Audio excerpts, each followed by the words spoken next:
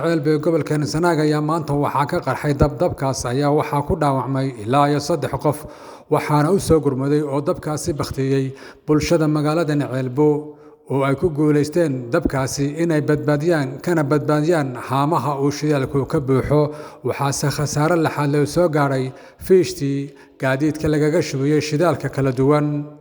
haddaba dadkii goobjoogga ahaa iyo dadkii hore u joogay ayaa iga warbixiyay bal xaaladdu sida ay ahayd iyo inta dhaawacyo uu ka soo gaaray ee maanta halkaasi ku dhaawacantay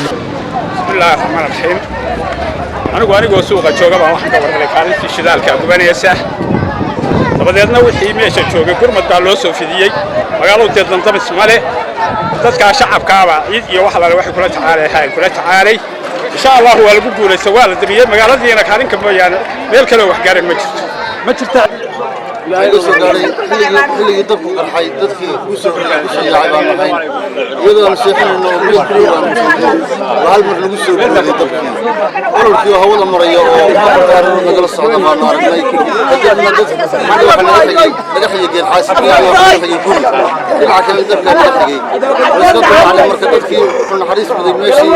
wadaxda iyo laga xawu badiyay ololkii anagii iyo dhagaxba isku wareegnay aad baan u sugnay hadeer Soomaalidan alxamdulillah dad badan baa dhaawacay kala mid gaadhay dad baa oomay oo dhulkii ku gubtay dadna wax madaxweynaha wax dhagax ku dhacay waxa loo qaybsan yahay dadka nimarada yar ka soo gaaray dadka ilaahay waan ladnahay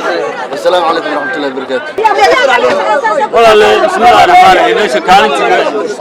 ugu weynay magaalada Ceelbo waxa ninbaa wuxuu baalka hareeraha laga fadhiyo shabaga wuxuu marinayay uu meeliyay baa ka wadamaya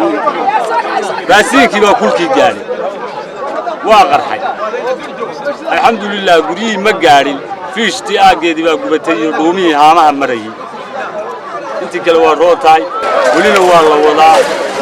dhaawacyo yaryar oo ragga gaaray oo mar buu nagu qarxay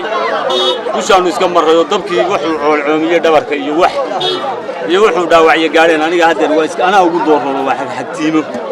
waa la nahay ragga dhinaca fadhiyana dhowr nin baa wax alxamdulillah cidna ugu caban mayno waana seexinayna kuna guuleysanay waana wadnaa marka damdamis baa naga dhiman sida kale waa caadi xaaladda waxa garan waayo waa jiraadna arkaysiino kaanta dabba ka qarxay alxam baa ka socday waxaadina dabkii waa gaaray mito gaaray fi aad baa loo leeyahay dayac fi baa naga soo gaaray adiga hadda dhaawac baa ka muuqda yaryar oo bal ka waran dhaawacaaga aad baan wadnaa alxamdulillah rabbil caalamiin nimadii ma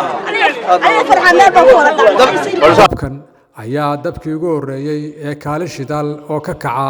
degmadan Ceelbeeg gudaheeda oo markaasi dad uu ka soo gaaro dhaawacyo fudud waa Axmed Cabdilaahi Ciise Axmed Cashuur TV-ga caalamiga Soomaali News TV degmada Ceelbeeg ee gobolka Sanaag